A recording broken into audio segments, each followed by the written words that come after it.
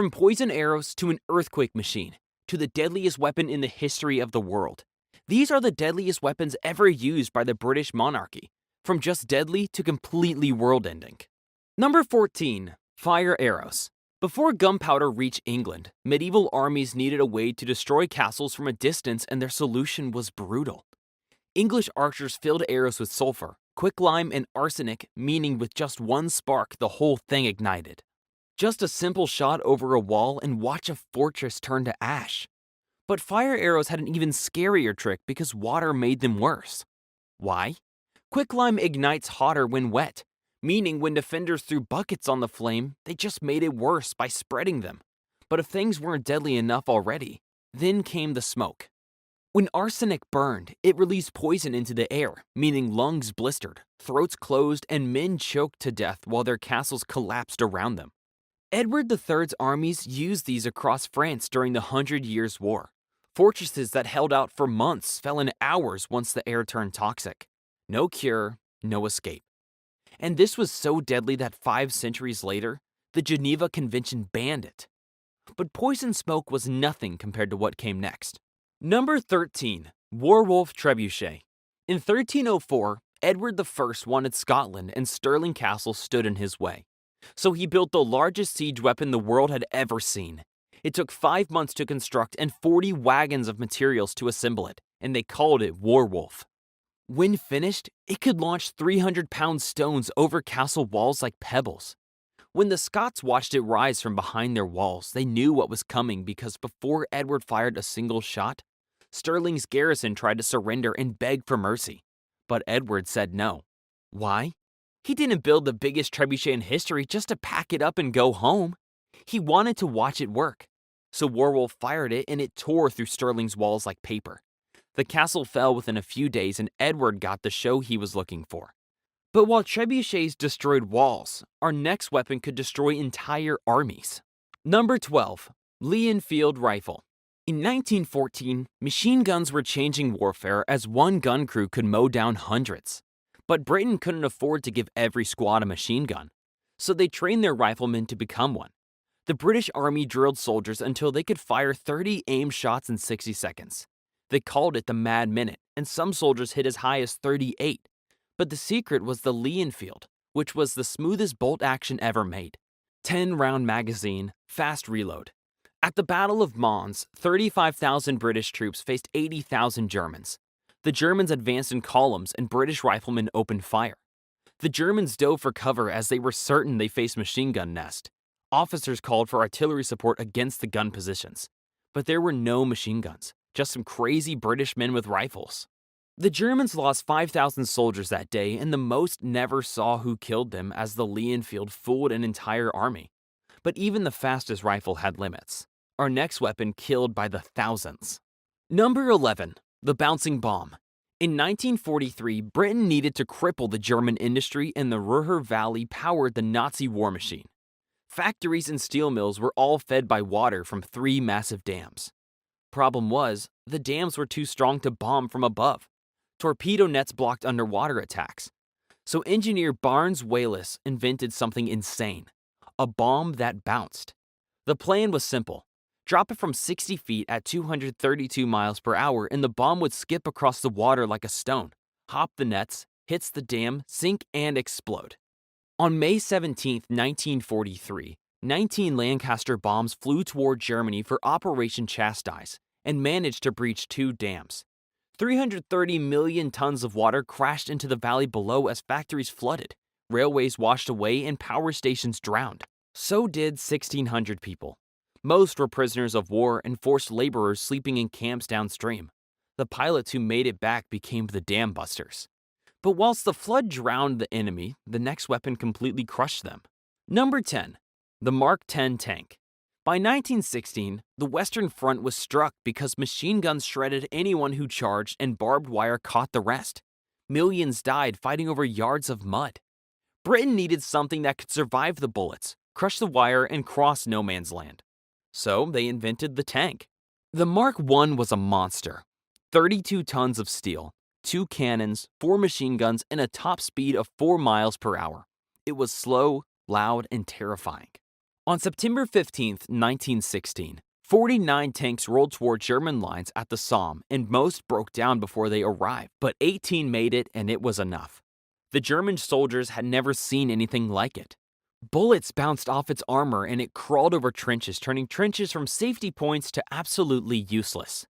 But while tanks crushed men where they hid, our next weapon cut them down in the open. Number 9. Martini Henry Rifle. On January 22, 1879, a Zulu army of 20,000 wiped out 1,300 British soldiers at Island Iwana. The next day, 4,000 warriors marched toward a mansion station called Rorke's Drift.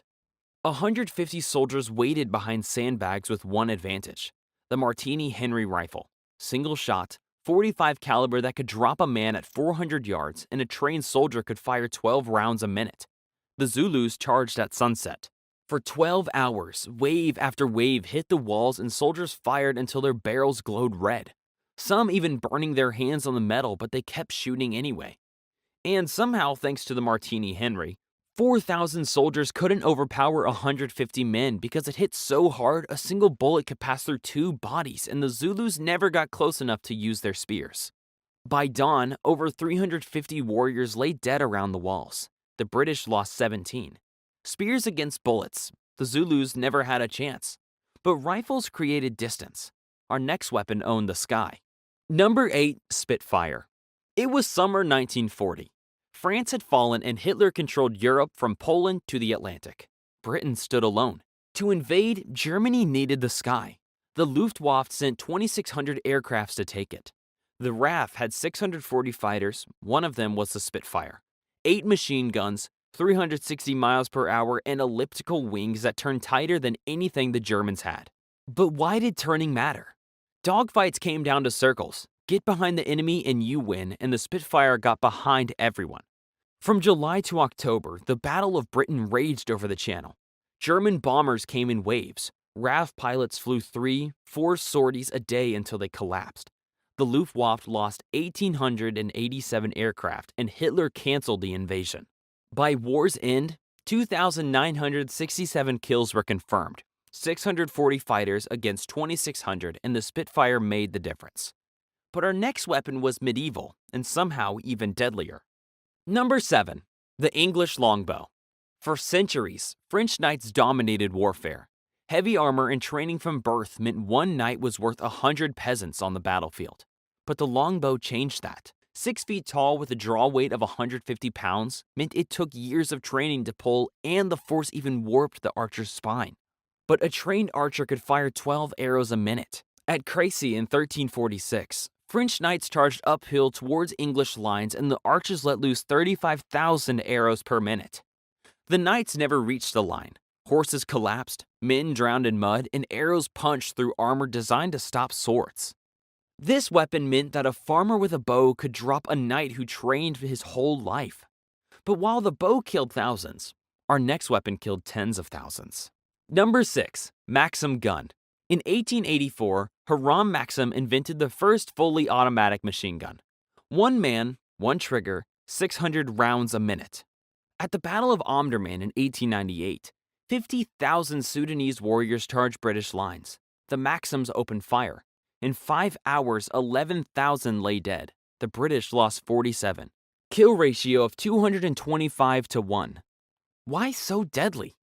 Every other gun needed manual reloading. The Maxim used bullets recoil to load the next round automatically. Hold the trigger and it never stopped firing. One colonel officer wrote, "Whatever happens, we have got the Maxim gun and they do not." If spears against bullets was bad, spears against 600 bullets a minute was massacre. But our next weapon flattened cities. Number 5. Grand Slam bomb.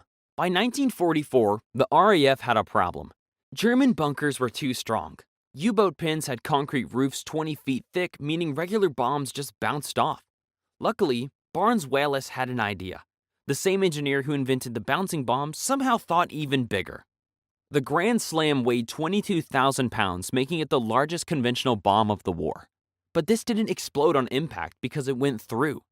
Drop it from 26,000 feet, it hits the ground at 750 miles per hour, penetrates 40 feet of earth or 20 feet of concrete, then detonates underground. The explosion created an earthquake, meaning foundations collapsed and bunkers crumbled from below. On March 14, 1945, one grand slam hit the Bielefeld Viaduct, a structure that survived hundreds of regular bombs. But one hit from the grand slam and it folded like cardboard.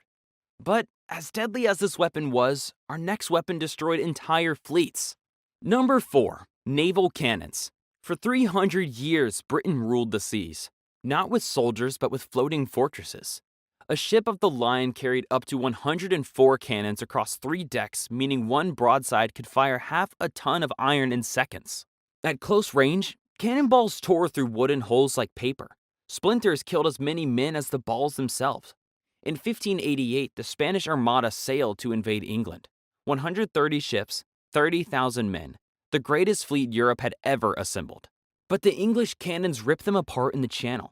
15,000 Spaniards dead. England lost 100. 2 centuries later in Trafalgar, Napoleon needed the sea to invade Britain. Admiral Nelson attacked the combined French and Spanish fleet. 27 British ships against 33 enemy vessels. The British sank 22, lost 0. Nelson died on deck from a musket ball. His fleet made him immortal. But naval cannons ruled the seas. Our next weapon poisoned the air. Number 3. World War I chemical weapons. By 1915, the Western Front was stuck. Trenches stretched from Switzerland to the sea and neither side could advance. Then came the gas. Germany used chlorine first at Ypres in April 1915. Yellow-green clouds rolled across no man's land.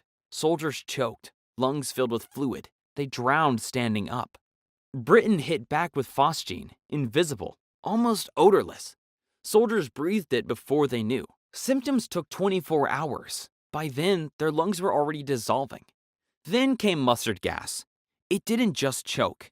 It burned. Eyes swelled shut, skin blistered, clothes held the poison for days. Touch a contaminated body and you became one. By war's end, Britain had produced 25,000 tons of chemical weapons and over 90,000 died from gas across all sides. Hundreds of thousands more lived with ruined lungs and blinded eyes. Why did they keep using it? Because nothing else could clear a trench quite as well. But gas only poisoned the battlefield. Our next weapon tore it apart. Number 2. RAF Bomber Command. By 1942, Britain couldn't invade Europe. The army wasn't ready, but the RAF could reach Germany every night. So they burned it. Bomber Command sent thousands of aircraft over German cities to destroy factories, break morale, and set everything on fire. The Lancaster carried 14,000 pounds of explosive, and crews flew at night to avoid fighters. They dropped incendiaries first, then high explosives to kill the firefighters. In Hamburg, July 1943, 746 aircraft created a firestorm so intense it generated its own weather. Winds of 150 miles per hour and temperatures of 1,400 degrees. Meant for 35,000 deaths in one night. Then came Dresden in February 1945. 25,000 dead in 2 days. By war's end, Bomber Command had dropped over 1 million tons of explosives that killed between 305,000 and 600,000 German civilians. But whilst the Bomber Command took 3 years to kill 600,000, our final weapon could match that in an afternoon. Number 1. Trident Nuclear System. Every weapon on this list has been used. This one hasn't, and pray it stays that way. Britain operates 4 Vanguard-class submarines and each carries up to 16 Trident II missiles. Each missile holds 12 nuclear warheads and each warhead is 8 times more powerful than Hiroshima. This means one submarine, with 192 warheads, has enough firepower to kill 5.4 million people before breakfast. But why submarines? Because they can't be found. One is always at sea, always moving, always armed. If Britain is destroyed, the submarine fires anyway. They call it the deterrent because the idea is simple. Attack us and we erase your cities. Nobody wins, so nobody attacks. The Trident II has a range of 7,500 miles. It travels at 13,000 miles per hour, meaning from launch to impact takes 30 minutes. No warning, no defense. The Black Death killed 75 million over 20 years. A single Trident submarine could match that in an hour. So while every weapon before this killed people, this one could end civilization, making it the Crown's final weapon, still waiting in the deep. Ethelred II, the Unready. Ethelred II came to the throne of England in 978 under circumstances that should have disqualified him from the start. His older brother, Edward, already crowned king, was murdered at Corfe Castle, almost certainly at the instigation of Ethelred's own mother or her household, and the 10-year-old Ethelred was installed in his place. Contemporary sources describe him weeping so loudly at Edward's funeral that his mother beat him with candles, which is either a piece of vivid propaganda or a very early warning sign about the kind of household he was raised in. Either way, it set the tone for a reign that lasted nearly 4 decades and accomplished little beyond a masterclass in how to make every possible situation worse. His name, Ethelred, actually means noble counsel in Old English, which later scribes twisted into an ironic pun. Ethelred Unrad, meaning ill-counseled or poorly advised, and the nickname stuck, eventually becoming Unready in modern English. It was not a compliment then, and it is not a compliment now. The defining catastrophe of his reign came on the 13th of November, 1002, the feast day of Street, Brice, when Ethelred ordered the massacre of all Danish men living in England. The St. Brice's Day massacre was not a military operation against soldiers or raiders. It was a coordinated killing of Danish settlers, traders, and their families who had lived peacefully in England for years, some for generations. In Oxford, a group of Danes sought refuge inside St. Friedwide's church, and the townspeople burned it down around them. A royal charter from 1004 describes the event with chilling bureaucratic calm, noting that Ethelred had commanded that all the Danes who had sprung up in this island, sprouting like cockle amongst the wheat, were to be destroyed by a most just extermination. Historians believe the scope of the killings varied by region, but the intent was kingdom-wide, and the backlash was severe and immediate. Sweyn Forkbeard of Denmark, whose sister Gunhilda was reportedly among those killed, intensified his raids on England with a fury that Ethelred had essentially just personally invited. Faced with Viking armies that were better organized, better led, and increasingly impossible to stop, Ethelred pioneered a policy that future generations would charitably call pragmatic and less charitably call catastrophic. He paid them to leave. The payments, known as Danegeld, began at 10,000 pounds of silver in 991 after the Battle of Malden, then climbed to 16,000 pounds in 994, 24,000 inches, 1002, and reached 48,000 pounds of silver in 1012, which was extracted from an already exhausted English population to pay an enemy who was simply going to come back next season anyway. It was, by any measure, one of the most expensive and least effective foreign policies in medieval English history. When Sweyn Forkbeard launched a full-scale conquest in 1013, the English nobility and towns began submitting to him almost immediately, a devastating verdict on Ethelred's 35 years of rule. Ethelred fled to Normandy, becoming the first English king to die in exile, or rather, the first to flee into exile and then return. Because Sweyn died in February 1014 and the English council actually invited Ethelred back on the condition that he promised to govern better than he had before. He agreed, broke essentially every promise within months, and died in London in April 1016, with the country in active military conflict, leaving his son Edmund Ironside to fight Cnut for the throne he had comprehensively failed to hold. Harthacnut. Harthacnut ruled England for just under 2 years, from 1040 to 1042, and still managed to leave a record so aggressively unpleasant that the English greeted his sudden death at a wedding feast with something close to relief. He was the son of the great Knut, which meant he had enormous shoes to fill, and his response to this challenge was to fill them primarily with vindictiveness and punishing taxation. His first act as king was to impose a massive fleet tax to pay for the warships he had sailed over from Denmark, 42 ships requiring 8 marks per rowlock, spread across a population that had not exactly asked for him. When 2 of his tax collectors, Feeder and Thurston, were murdered by an angry mob in Worcester in 1041, Harthacnut's response was not judicial nuance. He sent an army to Worcester with orders to plunder the city, kill the male inhabitants, and burn everything to the ground. The city was ravaged, the surrounding region devastated, and the population driven out for a period before being allowed to return to the smoldering wreckage of what had been a functioning medieval town. The whole episode lasted several days and destroyed livelihoods and structures that had stood for generations, all as retribution for the deaths of 2 officials, one of whom had apparently been particularly aggressive in his collections. His treatment of his half-brother, Harold Harefoot, who had ruled England in his absence, was arguably even more disturbing, simply because Harold was already dead by the time Harthacnut got around to punishing him. Harthacnut had Harold's corpse exhumed from its tomb at Westminster, beheaded, and thrown into a marsh, with some sources suggesting it was then fished out and thrown into the Thames for good measure. The precise disposal method varies by chronicle, but the basic fact that a king dug up his dead brother specifically to desecrate the body is well attested across multiple sources.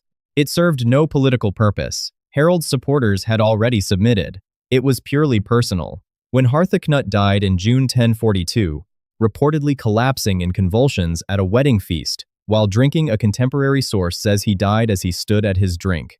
The English wasted no time, inviting Edward the Confessor back from Normandy, essentially erasing the Danish line from English kingship entirely. Harthacnut left no heirs, no lasting administrative reforms, no military victories, and no buildings. He left a burned city, a desecrated corpse, and a tax bill. William I, the Conqueror. William the Conqueror arrived in England in September 1066 with an army, a papal banner, and the absolute conviction that the kingdom was rightfully his. And within 3 months he had killed the reigning king at Hastings, marched to London, and had himself crowned in Westminster Abbey on Christmas Day, a day that was reportedly so chaotic that his Norman soldiers, hearing the loud acclamations inside the church, assumed a riot had broken out and began setting fire to buildings outside. It was an unintentionally perfect preview of his reign. The conquest that followed was not a transition of management. It was the systematic dispossession of an entire ruling class. Within 20 years, almost every major Anglo-Saxon landholder had been stripped of their estates and replaced with Norman lords, and the English language itself was pushed out of the courts, the church, and the nobility for the better part of 2 centuries. But the single act that defines William's capacity for deliberate, organized cruelty is the harrying of the North, carried out across the winter of 1069 to 1070 in response to a northern rebellion that combined Anglo-Saxon resistance with a Danish invasion force. William's response was not a military campaign in any conventional sense. It was the systematic destruction of an entire region. His forces moved through Yorkshire and the surrounding counties, burning villages, slaughtering livestock, destroying food stores and farm equipment, and salting or otherwise rendering fields unusable. The goal was not to defeat an army, it was to ensure that the north of England could never rebel again by making it incapable of feeding itself. The chronicler Orderic Vitalis, writing decades later, described the result with visible horror. More than 100,000 Christian folk of both sexes, young and old alike, perished of hunger. Modern historians debate the precise figure, but the scale of depopulation is not seriously disputed. Domesday Book entries for Yorkshire, compiled just 17 years later, record vast stretches of land as simply waste, a single word that covers fields lying untilled, villages abandoned, and people gone. The famine created by the harrying is estimated to have killed somewhere between 100,000 and 150,000 people, with some areas of the north remaining sparsely populated for a generation afterward. On top of this, William's forest law transformed vast tracts of English countryside into personal royal hunting grounds, where peasants who killed a deer faced blinding or castration. This at a time when those same peasants might have been genuinely hungry.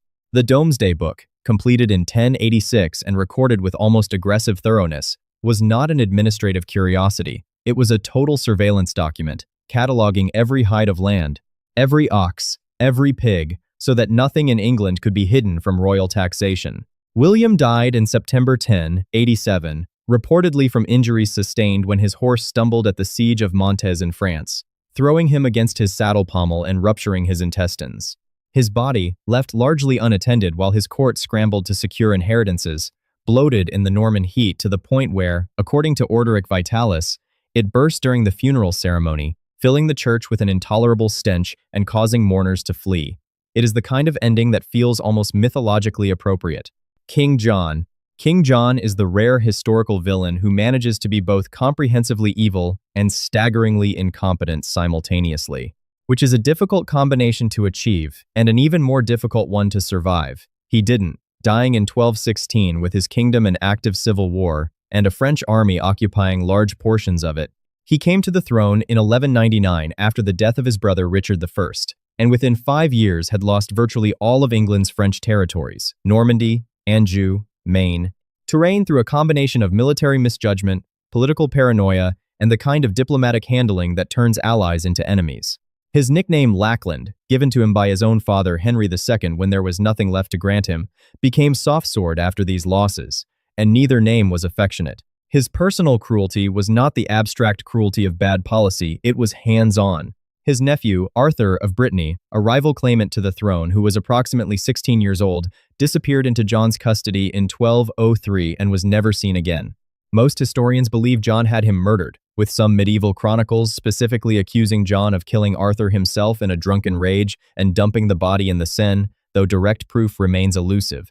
What is not elusive is what happened to the de Braos family, who apparently knew too much about Arthur's fate. When William de Braos fell out of John's favor, John seized his wife Maud and their son William as hostages. Maud de Braos, according to sources including the Barnwell Chronicler, was starved to death in the dungeons of Windsor or Corfe Castle, along with her son, a fate so extreme that even by medieval standards it was noted with horror by contemporaries. John reportedly offered Maud the chance to purchase her freedom for an enormous sum she could not pay, then left her to die. His relationship with the English barons deteriorated so completely under the weight of arbitrary taxation, seized hostages, manipulated justice, and broken promises that by 1215 they had him cornered at Runnymede, forcing him to put his seal to Magna Carta, a document that fundamentally restrained royal power and became one of the most consequential legal texts in Western history. John signed it on the 15th of June, 1215, and appealed to Pope Innocent III to annul it on the grounds of duress within approximately 3 months. The Pope complied, plunging England back into the First Barons' War. John then lost the crown jewels in the Wash, a tidal estuary in eastern England during a military march in October 1216, when his baggage train was caught by an unexpectedly high tide and swallowed by the estuary, jewels, relics, and all. He died of dysentery 9 days later, having achieved the remarkable distinction of making both his barons and the French his active enemies simultaneously. Henry VIII began his reign in 1509 as the Golden Prince of the English Renaissance, young, athletic, educated, musical, celebrated across Europe as the ideal of what a Renaissance monarch should look like, and ended it in 1547 as a paranoid, physically deteriorated tyrant who had executed 2 of his 6 wives, beheaded his 2 most capable ministers after years of loyal service, dissolved nearly 900 religious institutions, and personally overseen the deaths of thousands of his own subjects. The transformation is one of the most dramatic in the history of English monarchy, and the cruelty at the end was not an aberration, it was a logical endpoint of a personality that had always treated other people primarily as instruments of his own will. The marriage situation is the most famous part of his record, and also the most revealing. Catherine of Aragon was discarded after 24 years of marriage because she had not produced a surviving male heir, which Henry had decided was her fault rather than biology's. Anne Boleyn, the woman for whom he broke with Rome and restructured the entire English church, was arrested in May 1536 on charges of adultery, incest, and conspiracy to murder the king, charges that modern historians almost universally regard as fabricated, constructed by Thomas Cromwell and accepted by a king who had grown tired of her and wanted to move on to Jane Seymour. Anne was beheaded on Tower Green on the 19th of May, 1536. Catherine Howard, his 5th wife, was perhaps 17 years old when she was executed on the 13th of February, 1542. On charges of alleged premarital relationships and suspected adultery, she had been essentially trafficked into the king's court by her Howard relatives as a political asset and paid for it with her head. Thomas More, his Lord Chancellor and former close friend, was executed on the 6th of July, 1535, for refusing to swear an oath acknowledging Henry as supreme head of the Church of England. Thomas Cromwell, the minister who had engineered the dissolution of the monasteries and the destruction of Anne Boleyn, was executed on the 28th of July 15. After Henry decided a marriage Cromwell had arranged to Anne of Cleves was not to his liking. The dissolution of the monasteries between 1536 and 1541 is a separate category of destruction altogether. Roughly 900 religious houses were seized, their wealth transferred to the crown, their monks and nuns evicted, and their libraries, art, and architecture either stripped, sold, or left to decay. Much of England's accumulated medieval cultural heritage manuscripts, craftsmanship, functioning hospitals and schools run by religious houses, was simply gone within a decade. When the Pilgrimage of Grace, a massive northern rebellion against these religious changes, rose in 1536, Henry negotiated a temporary peace by promising pardons and addressing grievances. Once the rebellion quieted, he executed over 200 of its leaders, including Robert Aske, who was hung in chains from the walls of York Castle and left to die slowly. Despite having personally trusted Henry's promise of mercy, by the end of his reign, Henry weighed an estimated 180 kilograms reconstructed from measurements of his Greenwich armor, and his legs were so severely ulcerated that he reportedly had to be carried between rooms by mechanical devices. He died on the 28th of January, 1547, and left behind a kingdom traumatized, a church restructured for personal convenience, and a body count that historians still argue about. James II managed the remarkable achievement of being so thoroughly awful that his own parliament invited a foreign army to invade and replace him, and then he made it worse by fleeing into French exile rather than even attempting to fight for his throne, which rather confirmed everyone's low opinion of him. He came to the throne in 1685 as the openly Catholic brother of Charles II, and in 3 years of determined misrule he managed to alienate almost every significant power base in England: the Anglican Church, the Tory gentry, the Whig opposition, and eventually his own Protestant daughters. The Monmouth Rebellion of 1685, led by his illegitimate Protestant nephew James Scott, Duke of Monmouth, was militarily crushed at the Battle of Sedgemoor. In July, the last pitched battle fought on English soil. But what came next was the part that defined James's reign in blood. Judge George Jeffreys, operating with James's full authority and apparent enthusiasm, presided over the bloody assizes across the West Country in September 1685, conducting what were effectively show trials of rebels and those suspected of having aided them. More than 300 people were sentenced to death, and approximately 800 more were transported to Caribbean penal servitude under conditions brutal enough that transportation was considered a marginally more merciful outcome than the rope. Alice Lizzle, a widow of approximately 70 years old who had sheltered a rebel without knowing his precise involvement, was initially sentenced by Jeffreys to be burned at the stake, the traditional punishment for women convicted of treason before this was commuted to beheading, which Jeffreys apparently considered a significant act of leniency. Monmouth himself was executed on Tower Hill on the 15th of July, 1685, in what became infamous as one of the most botched beheadings in English history. The executioner Jack Ketch, requiring 5 or more axe blows to complete the job, reportedly because he was nervous, and at some point, resorting to a knife to finish the separation. James's religious policies were equally destructive in a different register.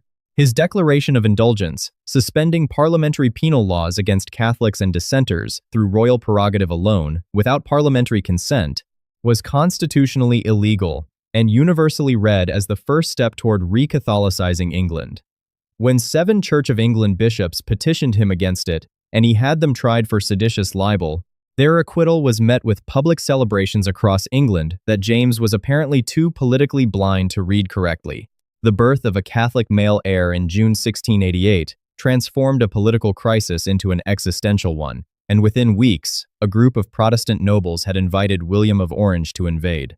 William landed in November 1688 with a substantial Dutch army. James assembled forces, advanced to meet him, and then retreated again, then watched his army melt away, then fled to France on December 23, throwing the Great Seal of England into the Thames on his way out, apparently in the hope that losing it would make governance impossible. It didn't. He spent his remaining years at the court of Louis XIV, dying on the 6th of September, 1701, having accomplished nothing in exile beyond confirming that the glorious revolution had been entirely justified. From burning hundreds of people alive, to losing entire kingdoms through sheer stupidity, to being brutally murdered by their own wives, these are the 10 worst kings and queens in British history. Bloody Mary. Mary Tudor became queen in 1553 with one plan: make England Catholic again. Her father, Henry VIII, had left the Catholic Church, and her brother, Edward VI, had made England Protestant, but Mary wanted to change this back. Her solution was brutal: burn anyone who wouldn't become Catholic. Starting in 1555, Mary's men began killing Protestants by fire. They burned church leaders and ordinary people who refused to give up their Protestant beliefs. Over 4 years, about 280 people were burned alive in town squares across England. Mary thought the fear would make England Catholic again, but she was wrong. The burnings just made people hate her more to the point that they started calling her Bloody Mary. And while Mary was busy burning people, France took Calais from England in 1558. This was England's last piece of land in Europe, and losing it was a huge embarrassment. Mary died without children in 1558. Her Protestant sister Elizabeth became queen and undid everything Mary had done. Mary's 5 years as queen achieved nothing except death and shame. But religious violence was nothing compared to what came next. The martyr despot. Charles I became king in 1625, believing God had chosen him to rule without limits. He thought Parliament existed only to give him money. Charles ruled for 11 years without calling Parliament at all. He raised taxes through old laws that nobody used anymore. He arrested people who refused to pay and threw them in prison without trial. When his enemies complained, Charles ignored them. By 1642, Parliament had enough. They raised an army to fight the king. Charles raised his own army to fight back. For the next 6 years, England tore itself apart in civil war. Families split. Towns burned and over 200,000 people died. Charles lost the war in 1648 and Parliament put him on trial for treason against his own people. Charles refused to recognize the court, saying kings only answered to God. So on January 30th, 1649, they chopped off his head. England abolished the monarchy completely, and for 11 years the country was ruled by Parliament and army generals. But at least Charles believed in something, because this next king believed in nothing. The Mad King. Henry VI became king when he was just 9 months old. This should have been the first warning sign. By the time he grew up, he had no idea how to be a king. Henry was weak, easily manipulated, and suffered from mental breakdowns that left him staring into space for months at a time. During one breakdown in 1453, he didn't even recognize his own wife or newborn son. His state was so dire that his nobles had to make decisions for him. While Henry was ill, England was losing the 100 Years' War against France. The English had controlled huge parts of France for over a century. Under Henry, they lost almost everything. By 1453, only the port of Calais remained in English hands. Henry's weakness also triggered a civil war at home. Powerful nobles saw that a king couldn't stop them from fighting each other. The War of the Roses began in 1455. With two families battling for control of England, and the country bled for 30 years. Henry was captured, rescued, captured again, and finally murdered in the Tower of London in 1471. But mental illness was an excuse. Our next king was perfectly sane and still ruined everything. The narcissistic tyrant. Richard II became king at 10. He handled the peasants' revolt bravely when he was just 14. But by his 30s, Richard believed he was chosen by God and didn't need to listen to anyone. Richard surrounded himself with yes-men. He made people kneel before him and call him Your Majesty. In 1397, he arrested his own nobles and seized their lands. Some he executed without trial. Others he banished from England forever. Richard packed Parliament with his supporters and gave himself unlimited power. When his cousin Henry Bolingbroke was cheated out of his inheritance, Richard made a fatal mistake. He went to Ireland to fight a war, leaving England undefended. Henry invaded and found the whole country ready to rebel against Richard. Richard returned to find his kingdom gone. Henry locked him in a castle and starved him to death in 1400. And Richard's actions started a century of civil wars that would tear England apart. At least Richard was obviously crazy. Our next king seemed normal, but failed just as badly. The weak spendthrift. Henry III became king when he was 9 years old and ruled for 56 years. This should have been England's golden age. Instead, it was 56 years of constant failure. Henry let foreign advisors run his kingdom. First came his mother's French relatives, then his wife's family from Provence. English nobles watched foreigners get the best jobs, the richest lands, and the king's ear. Henry didn't care what his own people thought. Henry was also losing England's territories in France. His father John had already lost Normandy, but Henry managed to lose almost everything else. By 1259, England controlled only a tiny piece of southwestern France called Gascony. Centuries of English rule in France were gone. Henry wasted enormous amounts of money on failed projects, like trying to make his son Edmund the king of Sicily. The plan failed completely, but Henry kept sending gold anyway. He borrowed money from Italian bankers and couldn't pay it back. By 1258, Henry's nobles had enough. They forced him to accept limits on his power, but when Henry tried to ignore this agreement, it triggered another civil war. But at least Henry was just incompetent, because the next king was actively treasonous. The Nazi sympathizer. Edward VIII became king in January 1936 and seemed like a modern, charming monarch. This should have been Britain's fresh start after decades of stuffy royalty tradition. Instead, Edward lasted 11 months and nearly destroyed the monarchy forever. Edward's first problem was Wallis Simpson, an American woman who had divorced twice. The Church of England wouldn't let their supreme governor marry a divorced woman, but Edward didn't care. He chose love over duty and abdicated in December 1936, throwing Britain into a constitutional crisis. But Edward's real betrayal came during World War II. While Britain fought for its life against Nazi Germany, Edward was meeting with Hitler and staying with suspected German agents in Portugal. He allegedly suggested that Germany should bomb Britain into peace, the strategy that became the Blitz. Edward's Nazi sympathies ran so deep that Hitler planned to restore him as a puppet king if Germany conquered Britain. Only Edward's brief reign saved him from treason charges after the war. But at least Edward's treason was brief. Our next king betrayed England for decades, the Dane payer. Athelred became King of England in 978 when he was about 12 years old. His nickname, the Unready, doesn't mean unprepared but poorly advised. This should have been a warning about what was coming. Athelred's biggest problem was Vikings. Danish raiders kept attacking England, burning towns and stealing everything valuable. Athelred's solution was simple: pay them to go away. These payments were called dangeld, and they were enormous, sometimes 48 pounds of silver at once. The plan backfired completely because instead of leaving England alone, the Vikings realized they had found the perfect victim. They just kept coming back for more money. Each payment just made them greedier. In 1002, Athelred tried a different approach. He ordered the massacre of all Danes living in England on the same day. Among the victims was Gundalhide, sister of the Danish king Saewyn Forkbeard. Saewyn, seeking revenge, invaded England in 1013 and conquered the entire country. Athelred fled to France in exile as he had literally paid for his own defeat. But at least Athelred tried to fight back. Our next king just gave up. Tuam Tabard. John Balliol became King of Scotland in 1292, but only because Edward I of England chose him. This should have been Scotland's chance for independence after years without a king. Instead, Balliol became England's puppet. Edward I had demanded the right to choose Scotland's new king when the royal line died out. He picked Balliol because he thought John would be easy to control. Edward was right. From day one, Balliol did whatever the English king told him. Edward treated Balliol like a servant, not a king.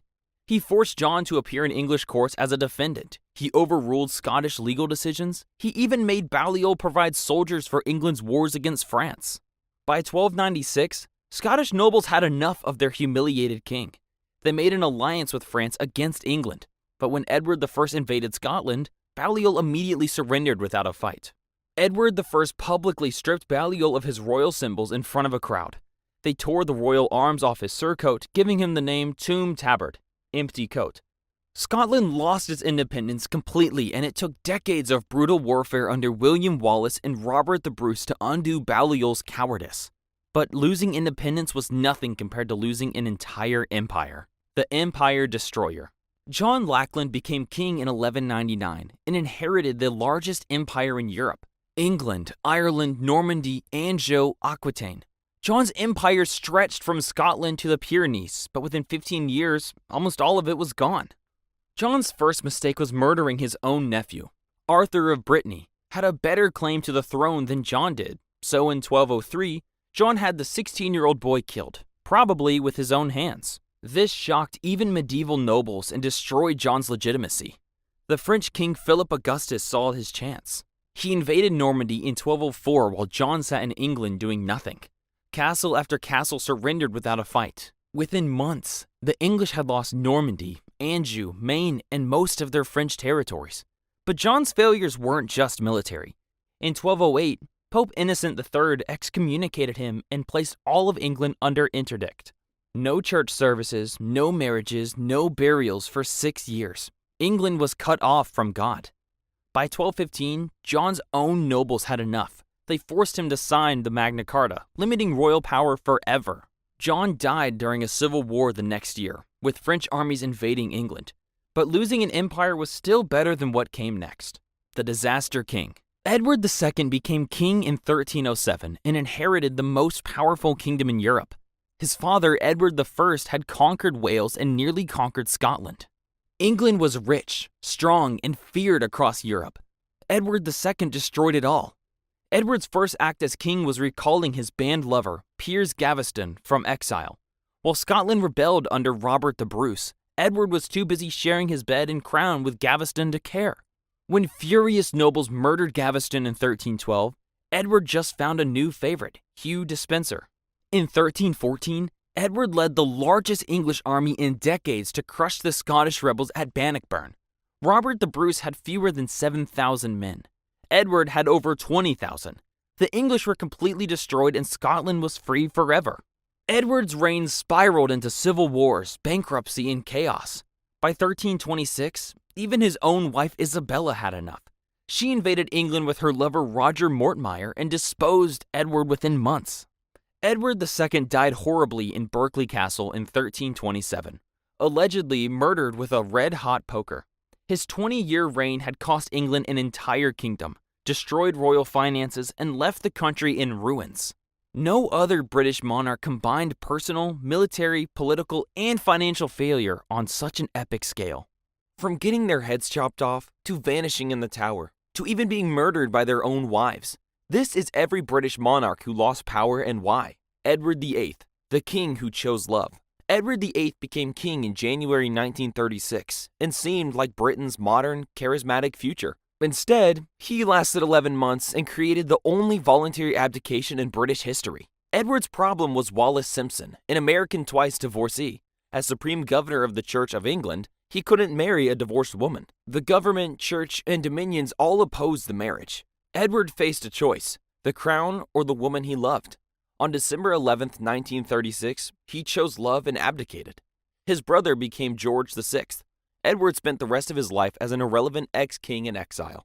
At least Edward walked away voluntarily. Our next king wasn't so fortunate. Ethelred II, the Unready. Ethelred became king of England in 978 when he was 12 years old. His nickname, the Unready, meant he was poorly advised, which sums up his reign perfectly. Danish Vikings kept raiding England, and Ethelred's solution was paying them to leave. This backfired completely because the Vikings kept returning for more money. In 1002 AD, Ethelred ordered the massacre of all Danes in England. Among the victims was Gunhild, sister of Danish king Saewyn Forkbeard. Saewyn invaded, seeking revenge, and conquered England in 1013 AD. Ethelred fled to Normandy, having literally paid for his own defeat. James II, the bloodless revolutionary. James II became King of England in 1685 as the last Catholic monarch. He immediately tried converting Protestant England back to Catholicism, ignoring centuries of religious change. James packed his government with Catholics and bypassed Parliament. When his Catholic son was born in 1688, Protestant England panicked. A Catholic dynasty would rule forever. 7 nobles secretly invited Protestant William of Orange to invade. When William landed with his Dutch army, James' support collapsed overnight. His own generals, navy, and daughter abandoned him. James fled to France without fighting, and the Parliament declared he had abdicated and crowned William and Mary. James spent his remaining years plotting failed comebacks from exile. But escaping was nothing compared to total humiliation. John Balliol, Tomb Tabard. John Balliol became King of Scotland in 1292 because Edward I of England wanted a puppet king, and Balliol was perfect. Edward treated Balliol like a servant. He forced John to appear in English courts, overruled Scottish legal decisions, and made Balliol provide soldiers for England's wars. By 1296, Scottish nobles allied with France against England. When Edward I invaded Scotland, Balliol surrendered without fighting. Edward publicly stripped Balliol of his royal symbols. They tore the royal arms off his surcoat, giving him the nickname Tomb Tabard, empty coat. Scotland lost its independence completely. Edward IV, the comeback king. Edward IV seized his English throne in 1461 during the War of the Roses, defeating Henry VI. But Edward's secret marriage to Elizabeth Woodville enraged his most powerful ally, the Jarl of Warwick. Warwick had planned Edward's marriage to a French princess for diplomacy. When Edward elevated Elizabeth's family to dominant positions instead, Warwick felt betrayed. In 1470, Warwick rebelled and invaded England with a small army. Edward's support collapsed and he fled to Flanders while Warwick restored the mad Henry VI to the throne. Edward returned in 1471 with foreign backing, defeated Warwick at the Battle of Barnet, and reclaimed his crown. Henry VI was murdered in the Tower. Edward successfully fought his way back to power after losing it. But political betrayal was nothing compared to family treachery. James III of Scotland, the unloved king. James III became King of Scotland in 1460, but quickly alienated his nobles by surrounding himself with low-born favorites and avoiding the warfare they expected. By 1488, James's nobles rebelled against him. They used his teenage son as their leader, convincing the future James IV to join the rebellion against his own father. At the Battle of Sauchiburn, James III led his forces against the rebel army. He was defeated and killed during the fighting. His son was immediately crowned James IV on the battlefield. But at least James died as a warrior. Our next queen never had a chance. Lady Jean Grey, the 9 Days Queen. Lady Jean Grey became Queen of England in 1553 when she was 16. She never wanted the throne and fainted when told she was queen. Edward VI died without an heir, and his Protestant advisors feared his Catholic sister Mary would reverse the Reformation, so they convinced him to name Jane, his Protestant cousin, as successor. Jane was proclaimed queen on July 10, 1553, but the English people supported Mary Tudor's rightful claim. Within 9 days, Jane's support collapsed. Mary marched on London and deposed Jane on July 19th. Jane was imprisoned in the Tower. She was executed in February 1554 after her father joined a rebellion. At least Jane's death was quick compared to what came next. Edward V, the Lost Prince. Edward V became King of England in April 1483 when he was 12. His father, Edward IV, had died, leaving the boy to inherit a kingdom in a power struggle. Edward's uncle Richard, Duke of Gloucester, was appointed protector, but Richard declared Edward and his brother illegitimate, claiming their father's marriage was invalid. In June 1483, Richard seized the throne as Richard III. Edward V and his 10-year-old brother were moved to the Tower of London. They were never seen alive again. The princes disappeared completely. Most historians believe Richard murdered them to secure his throne. Their bodies were never found. Edward V reigned 2 months and was never crowned. Henry VI, the Mad King. Henry VI became King of England when he was 9 months old. By the time he grew up, he suffered from mental breakdowns that left him completely incapacitated. Henry's weakness triggered the War of the Roses in 1461. Edward of York defeated Henry's forces at the Battle of Towton and seized the throne. Henry fled into exile. 10 years later, the Jarl of Warwick invaded England and restored Henry to the throne in 1470. For 6 months, Henry ruled again, while Edward IV gathered support. Edward returned in 1471, crushed Henry's supporters at Barnet and Tewkesbury, and reclaimed his crown. Henry was imprisoned in the Tower and murdered in May 1471. Henry lost his throne twice to the same rival and paid with his life. At least Henry lost power to his enemies. Our next king was betrayed by his own family. Richard II, the narcissistic tyrant. Richard II became King of England at age 10 and handled the peasants' revolt bravely when he was 14. But by his 30s, Richard believed he was chosen by God and didn't need to listen to anyone. Richard arrested his nobles and seized their lands. Some he executed without trial, others he banished forever. When his cousin Henry Bolingbroke was cheated out of his inheritance, Richard made a fatal mistake. Richard went to Ireland to fight, leaving England undefended. Henry invaded and found the whole country ready to rebel against the tyrant king.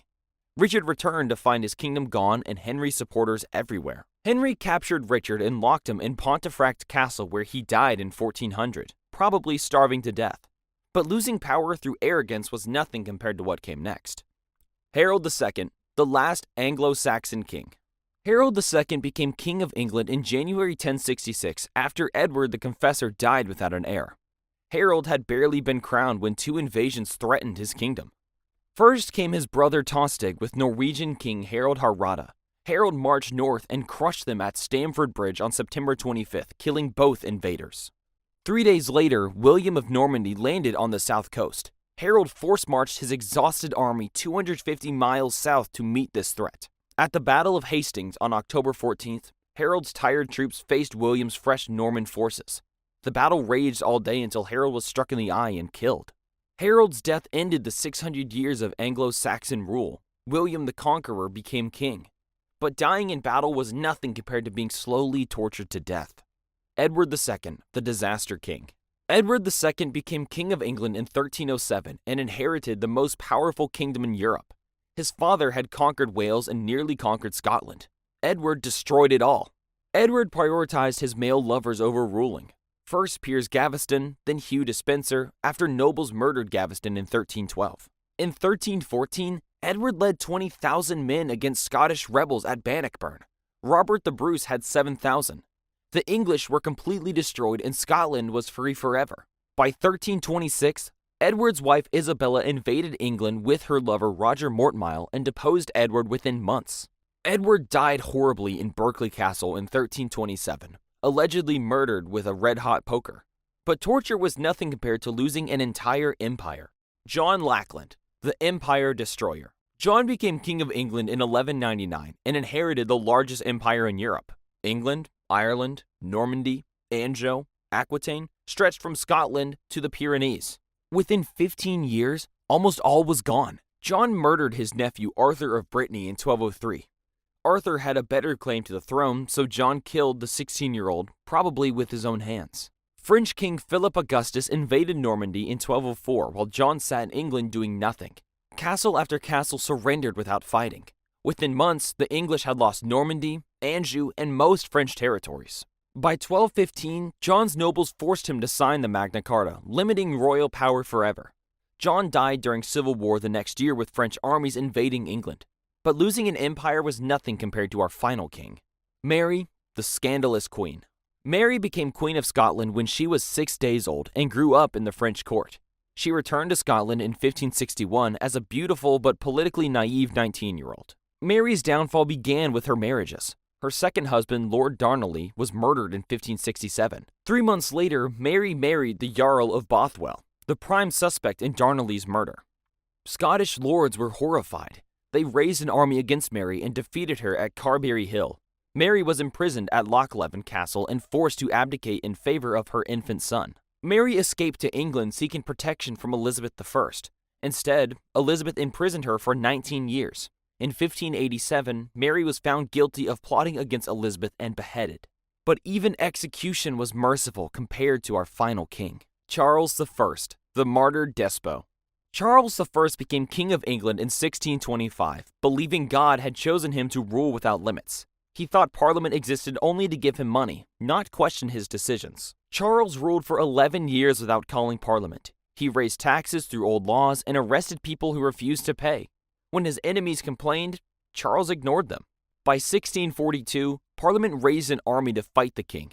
Charles raised his own army. For 6 years, England tore itself apart in civil war. Over 200,000 people died. Charles lost the war in 1648. Parliament put him on trial for treason against his own people. Charles refused to recognize the court, saying kings only answered to God. On January 30th, 1649, they chopped off his head outside the banqueting house. England abolished the monarchy for 11 years. Charles became the first and only English king executed by his own subjects. Starting from the war that had 47 deaths and working our way up to the war with 1 million deaths. This is every major war the British fought in. The Gulf War, from 1990 to 1991, British deaths, 47. Kuwait's freedom was on the line. In August 1990, Iraq invaded and annexed it. The United Nations authorized a coalition to expel Iraqi forces. Britain contributed approximately 43,000 troops, the second largest force after the United States. The air campaign began on January 17, 1991. Coalition aircraft, including British RAF Tornadoes, bombed Iraqi military targets and infrastructure. The ground offensive began on February 24, 1991. British forces, including the 1st Armored Division, advanced into Iraq and Kuwait. At the Battle of Norfolk on February 27th, British Challenger tanks destroyed Iraqi armored forces. Iraqi forces retreated from Kuwait. A ceasefire was declared on February 28, 1991, after 100 hours of ground combat. Kuwait was liberated. Iraq accepted UN terms. The Iraq War, from 2003 to 2011. British deaths, 179. Saddam Hussein's reign was the target. In March of 2003, the United States and Britain invaded Iraq to overthrow it. Britain contributed 45,000 troops. The justification was Iraq's possession of weapons of mass destruction. The invasion began on March 20th, 2003. British forces captured Basra in early April. U.S. forces captured Baghdad on April 9th. Saddam Hussein's regime collapsed. No weapons of mass destruction were found. Insurgency and sectarian violence broke out. British forces controlled southern Iraq. In 2007, British forces withdrew from Barca City to the airport. British combat operations ended in 2009. The last British forces left Iraq in 2011. The Suez Crisis, 1956. British deaths, 200 estimated. Control of the Suez Canal was at stake. In 1956, Egypt's President Nasser nationalized it. Britain and France planned military action to regain control. Israel invaded Egypt's Sinai Peninsula on October 29, 1956. Britain and France demanded both sides withdraw from the canal. When Egypt refused, British and French forces attacked. On October 31st, British and French aircraft bombed Egyptian targets. On November 5th, British and French paratroopers landed in Port Said and seized the canal. The United States and Soviet Union demanded withdrawal. Britain and France agreed to a ceasefire on November 6th and withdrew by December. Nasser remained in control of the Suez Canal. The Falklands War, 1982. British deaths, 255. British territory was under attack. On April 2, 1982, Argentina invaded and occupied the Falkland Islands. Britain dispatched a naval task force of over 100 ships and 28,000 personnel. On May 2nd, the British submarine HMS Conqueror sank the Argentine cruiser ARA General Belgrano, killing over 300 sailors. On May 4th, an Argentine Exocet missile sank the British destroyer HMS Sheffield. British forces landed at San Carlos Bay on May 21st, at Goose Green on May 28th. British paratroopers defeated Argentine forces. British forces advanced on Stanley. In June, British forces captured the mountains surrounding Stanley, Mount Logden, Two Sisters, Mount Tumbledown, and Wireless Ridge. On June 14, 1982, Argentine forces surrendered. The Falkland Islands returned to British control. The war in Afghanistan from 2001 to 2014. British deaths, 457. Al-Qaeda's sanctuary had to be destroyed. In October 2001, the United States and Britain invaded Afghanistan to overthrow the Taliban regime after the September 11th attacks. British and American forces defeated the Taliban. The Taliban regime collapsed by December 2001. The Taliban regrouped and launched an insurgency in 2006. Britain deployed forces to Helmand province. British troops fought intense battles in Sangin, Musa Qala, and other towns. At its peak, Britain deployed 9,500 troops. By 2013, British forces handed over security to Afghan forces. British combat operations ended on October 26, 2014. The Opium Wars from 1839 to 1842 and 1856 to 1860.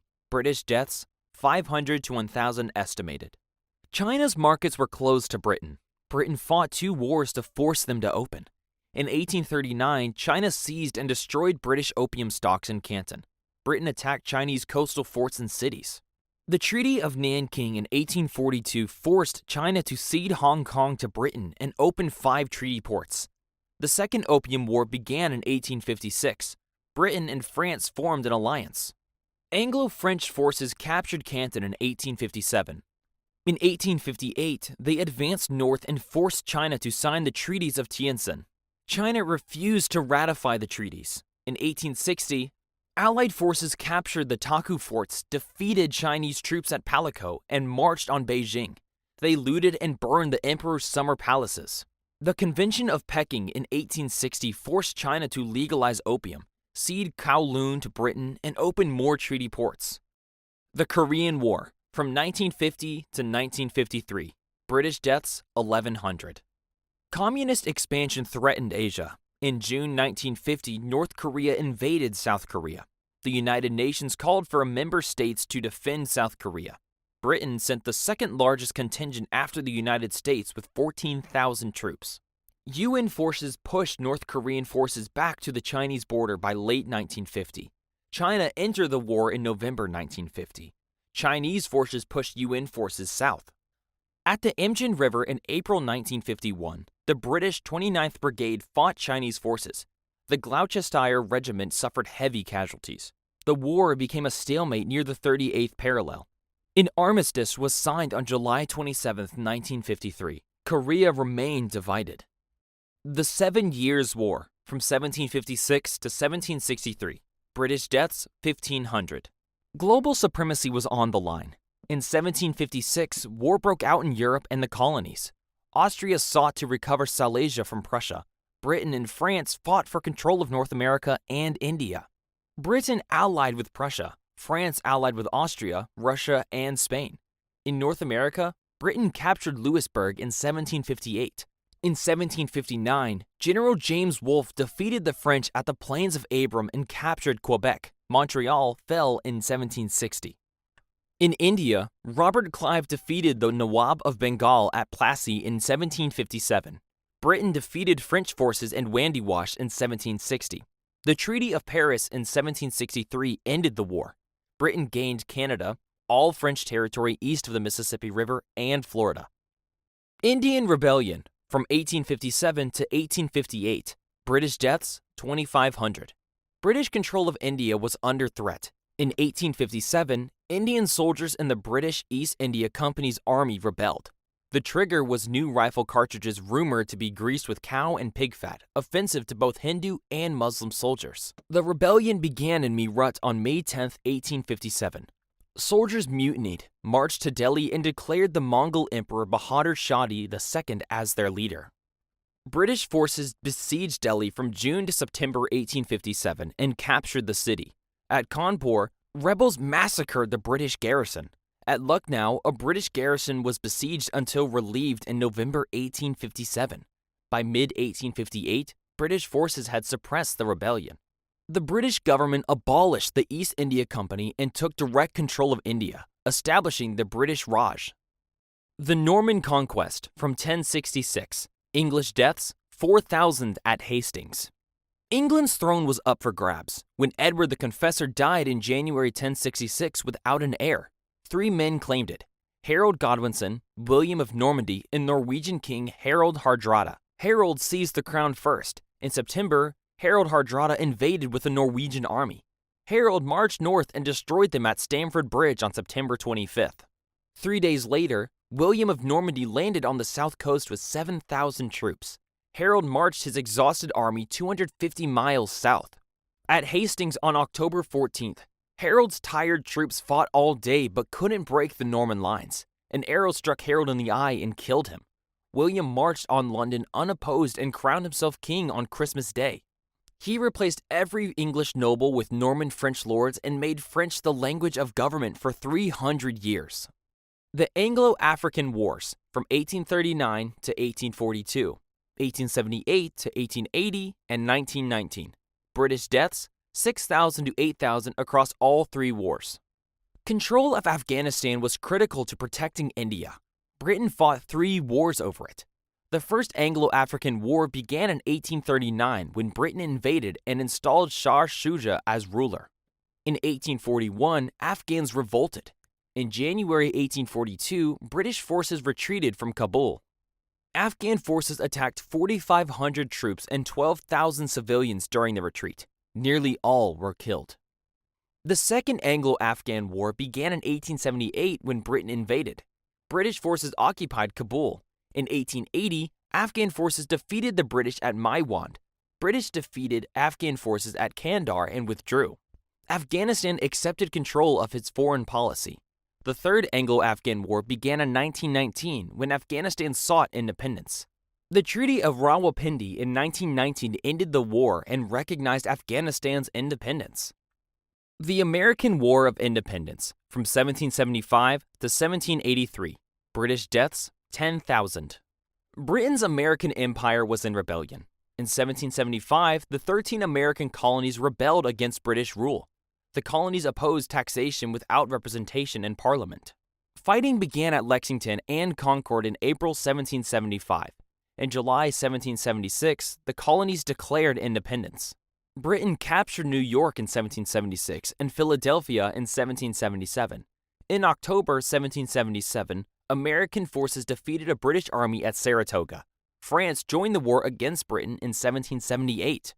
Spain joined in 1779 and the Dutch in 1780. In 1781, a combined American-French army trapped British General Cornwallis at Yorktown, Virginia. Cornwallis surrendered on October 19, 1781, with over 7,000 troops. The Treaty of Paris in 1783 ended the war. Britain recognized American independence. The United States gained all territory from the Atlantic coast to the Mississippi River. Anglo-Dutch Wars from 1652 to 1674. British deaths, 12,000 across 3 wars. Control of global trade was up for grabs. In 1652, England and the Dutch Republic went to war. England passed the Navigation Act in 1651, barring foreign ships from English ports. The First Anglo-Dutch War from 1652 to 1654 saw major naval battles in the English Channel and North Sea. The Treaty of Westminster in 1654 forced the Dutch to accept English trade restrictions. The Second Anglo-Dutch War from 1665 to 1667 began when England seized the Dutch colony of New Amsterdam and renamed it New York. In 1667, Dutch Admiral Michael de Ruyter sailed up the River Medway and burned English ships at their docks. The Treaty of Breda ended the war, and England kept New York. The Third Anglo-Dutch War from 1672 to 1674 saw England ally with France against the Dutch. The Treaty of Westminster in 1674 ended the conflict with no territorial changes. The Anglo-Spanish War from 1585 to 1604. British deaths, 10,000 to 15,000 estimated. England's survival as a Protestant nation was on the line. In 1585, Protestant England and Catholic Spain went to war. England supported Dutch rebels against Spanish rule, and English privateers raided Spanish treasure fleets. Spain's King Philip II planned to invade England and restore Catholicism.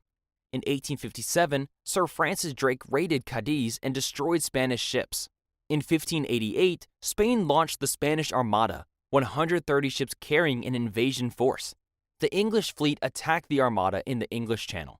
Storms scattered the Spanish ships and the invasion failed. The war continued with naval raids and fighting in the Netherlands and Ireland. The Treaty of London in 1604 ended the war with no territorial changes. The 9 Years' War from 1688 to 1697. British deaths, 20,000 estimated. Europe's balance of power was at risk. In 1688, France's King Louis XIV invaded the Rhineland. England, the Dutch Republic, the Holy Roman Empire, Spain, and others formed the Grand Alliance to stop French expansion. England joined the war in 1689 after William III became king. In 1690, William defeated the deposed King James II at the Battle of Boyne in Ireland in 1692. The Anglo-Dutch fleet destroyed much of the French navy at the Battle of La Hogue. Fighting in Flanders continued with sieges and battles. The Treaty of Ryswick in 1697 ended the war. Louis XIV recognized William III as King of England and returned most conquered territories. The Crimean War from 1853 to 1856. British deaths, 22,000. Russian expansion threatened the balance of power. In 1853, Russia invaded Ottoman territories in the Balkans. Britain and France intervened to stop it. Britain and France declared war on Russia in March 1854.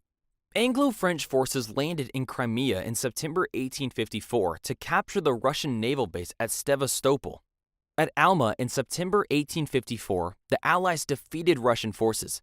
At Baklava in October 1854, the British charge of the Light Brigade failed with heavy casualties. At Inkerman in November 1854, the Allies repelled a Russian attack. The siege of Sevastopol lasted from October 1854 to September 1855. French forces captured a key fort and the Russians evacuated. The Treaty of Paris in 1856 ended the war. The Black Sea was neutralized with no warships allowed. Russia surrendered territory at the Danube. The War of Scottish Independence from 1296 to 1357. British-English deaths, 30,000 estimated. Scotland's independence was at stake. In 1286, King Alexander III died without a clear heir. England's King Edward I claimed overlordship of Scotland and installed John Balliol as a puppet king. Edward treated Scotland as a vassal state, demanding troops and overruling Scottish courts. In 1295, Scotland allied with France against England. Edward invaded in 1296, deposed Balliol, and attempted to annex Scotland. William Wallace led a rebellion and won at Stirling Bridge in 1297. Edward crushed Wallace's forces at Falkirk in 1298 and executed him in 1305. Robert the Bruce claimed Scotland's throne in 1306 and launched a guerrilla campaign. At Bannockburn in 1314, Bruce's 7,000 Scots annihilated Edward II's army of 20,000.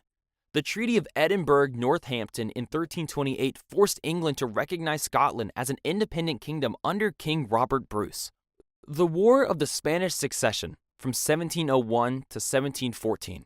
British deaths, 30,000 to 40,000 estimated. The Spanish Empire was up for grabs in 1700. Spain's King Charles II died without an heir. He left his throne to Philip of Anjou, grandson of France's King Louis XIV. England, the Dutch Republic, Austria, and others formed the Grand Alliance to prevent a union of French and Spanish crowns. War began in 1701. The Duke of Marlborough led English forces at Blenheim in 1704. Marlborough defeated a French-Bavarian army at Ramillies in 1706. He defeated the French in the Spanish Netherlands at Malplaquet in 1709. The Allies won but took heavy casualties. England captured Gibraltar in 1704. The treaties of Utrecht, 1713, and Rosat, 1714, ended the war. Philip V remained King of Spain but could never inherit the French throne. Britain gained Gibraltar, Minorca, Hudson Bay, Nova Scotia, and Newfoundland. The War of the Roses, from 1455 to 1485. English deaths, 50 to 60,000. England's crown was in dispute. In 1455, civil war broke out between two rival branches of the royal family, the House of Lancaster and the House of York. Both claimed the throne through descent from King Edward III. Richard, Duke of York, challenged Lancastrian King Henry VI at the Battle of Towton in 1461. The Yorkists won decisively. Edward of York became King Edward IV. In 1470, Henry VI was briefly restored to the throne. Edward IV returned in 1471, defeated Lancastrians at Barnet and Tewkesbury, and had Henry VI murdered in the Tower of London. In 1483, Edward IV died and his brother Richard III seized the throne, murdering Edward's two young sons. In 1485, Henry Tudor invaded from France and killed Richard III at the Battle of Bosworth Field. Henry VII married Edward IV's daughter, uniting the two houses. The English Civil War, from 1682 to 1651. English deaths, 85,000. The fate of England's government was at stake. In 1642, civil war broke out between King Charles I and Parliament over who had ultimate authority to govern England. Charles believed in divine right and had ruled without Parliament for 11 years, imposing taxes without consent. Parliament raised an army. Charles raised his own army. At Marston Moor in 1644, Parliament won control of northern England. At Naseby in 1645, Oliver Cromwell's new model army defeated Charles' main army. Charles surrendered in 1646. In 1648, Charles allied with Scotland to invade England. Cromwell defeated them. Parliament put Charles on trial for treason. On January 30th, 1649, Charles I was beheaded. England abolished the monarchy and became a republic under Cromwell. In 1651, Charles' son invaded with Scottish support. Cromwell defeated him at the Battle of Worcester. The 100 Years' War, from 1337 to 1453. English deaths, 100 to 150,000. The French throne was up for grabs. In 1337, England's King Edward III claimed it through his mother after France's king died without a male heir. France rejected his claim and war began. Edward invaded France in 1346 and won at Crécy, where English longbowmen devastated French knights. In 1356, the English captured the French king at Poitiers and France ceded massive territories to England. Henry V renewed the war in 1415, crushing the French in Agincourt. The 1420 Treaty of Troyes recognized Henry as heir to the French throne, and England occupied northern France. In 1429, Joan of Arc lifted the siege of Orleans. France recaptured territory steadily. At Castiglione in 1453, French artillery destroyed the last English army. By 1453, England had lost all French territory except Calais.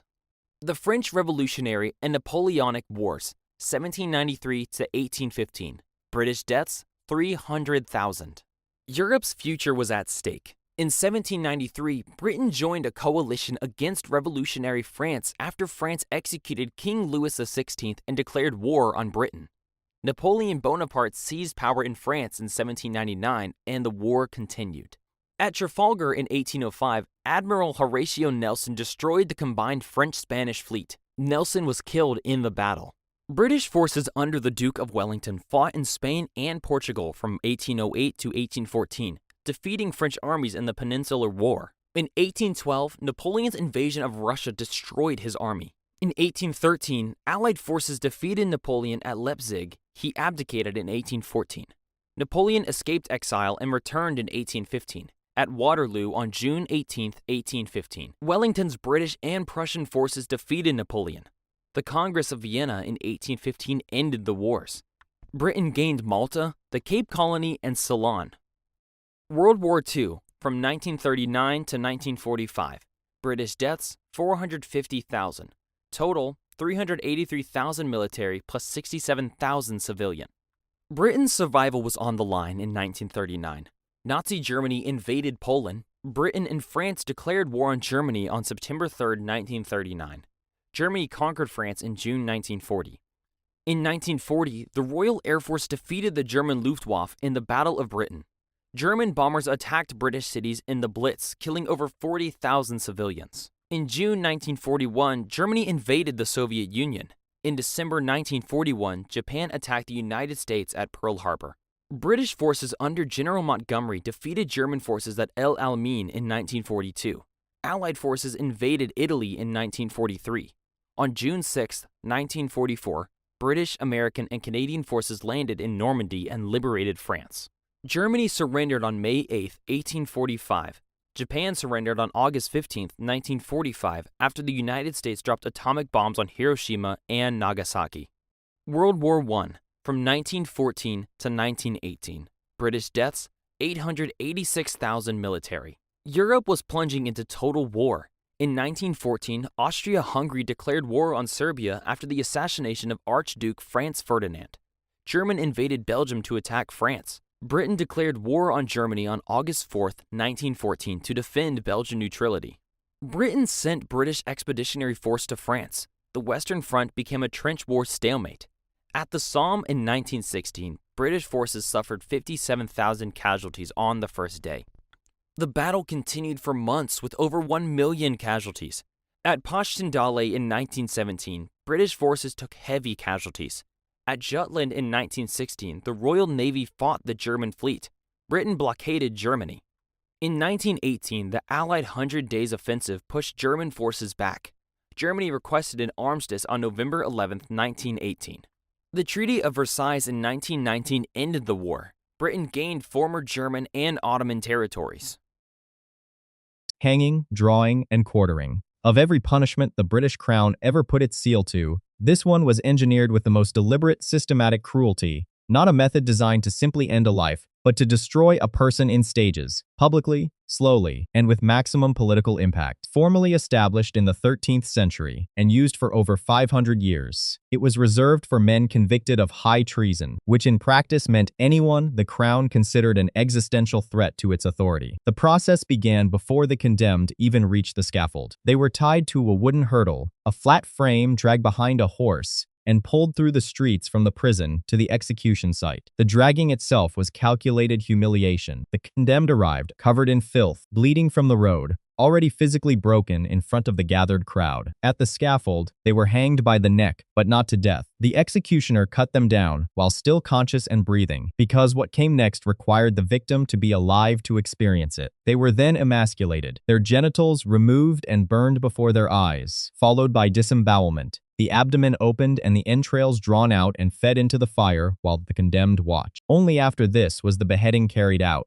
and then the body divided into 4 quarters for distribution. The remains were not buried. They were dispatched to different corners of the country, nailed to city gates and bridge spikes, displayed as a message written in flesh that the crown sent to every population center at once. The head was typically tarred, dipped in pitch to slow decomposition, and mounted on a spike on London Bridge or another prominent location, sometimes remaining visible for years. William Wallace, executed at Smithfield on August 23, 1305 under Edward I, is the most documented case. His quarters were sent to Newcastle, Berwick, Stirling, and Perth simultaneously, his head placed on London Bridge facing north towards Scotland. The Spanish ambassador's dispatches and English chronicles, including the Florus Historiarum, describe executions of this type in considerable detail. Hugh le Despencer the Younger, executed in 1326, reportedly endured the full process over the course of roughly half an hour before a massive crowd, a notable legal distinction applied throughout the method's history. Women convicted of high treason were not subjected to this process. They were burned at the stake instead, on the legal reasoning that disemboweling a woman in public was considered indecent, a distinction that reveals a great deal about how the crown calibrated its cruelty relative to its sense of propriety. Burning at the stake. Where hanging, drawing, and quartering was reserved for men, burning at the stake was the crown-sanctioned death for women convicted of treason and for anyone, male or female, convicted of heresy, and it carried a theological dimension that made it uniquely suited to religious persecution.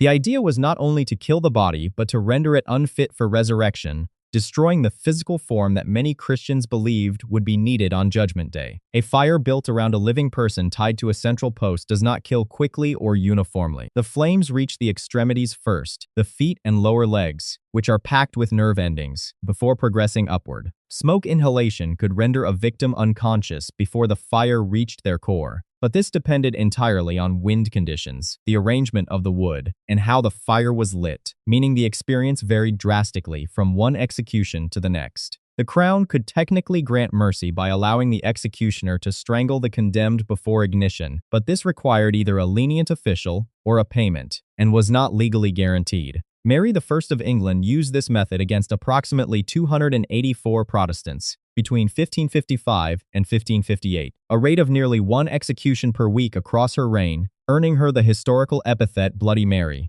though it is worth noting that the label was largely applied by Protestant chroniclers, particularly John Foxe, whose Book of Martyrs documented and dramatized the burnings in detail. The most theatrically significant case was Thomas Cranmer, the Archbishop of Canterbury, burned on March 21, 1556, at the ditch outside Balliol College, Oxford. Cranmer had previously signed a recantation of his Protestant faith under pressure, and at the stake, facing death, he withdrew it, publicly thrusting his right hand, the hand that had signed the document, into the flame first, holding it there while the fire rose around him, declaring it should be punished first for what it had done. It was an act witnessed by hundreds and recorded in multiple contemporary accounts. The last woman executed by burning in England for petty treason was reportedly Christian Murphy, also recorded in some sources as Christian Bowman, burned at Newgate on March 18, 1789, a date that places the practice within living memory of the French Revolution. The Treason Act of 1790 formally abolished the method, meaning England continued burning women at the stake for criminal conviction, a full decade after the United States had declared independence. Boiling alive. Most execution methods used by the British Crown evolved gradually out of existing practice or borrowed from continental European precedent. Boiling alive is unusual because Henry VIII invented it by statute in direct response to a single specific crime, which makes it one of the rare moments where a monarch can be observed personally engineering a new form of killing and writing it into law. In 1531, a cook named Richard Roose was accused of poisoning a batch of porridge served in the household of the Bishop of Rochester, killing 2 people and making several others seriously ill. Henry VIII, apparently viewing poison as a uniquely cowardly and subversive method of killing, one that struck without warning and could theoretically reach even a king,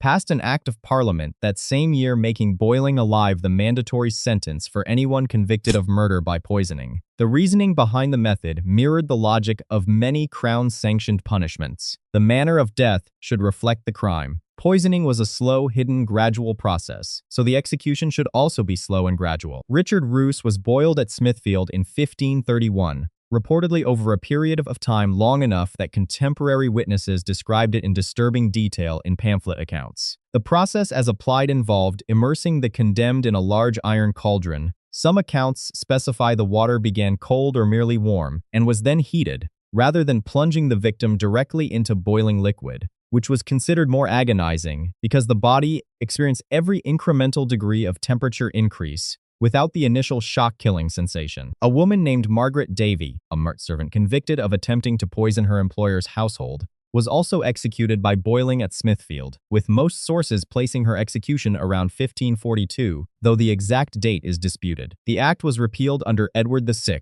making the method's legal existence span less than 2 decades. A brief, strange episode in English legal history, where a king's personal disgust at a specific crime produced a form of execution found almost nowhere else in British law.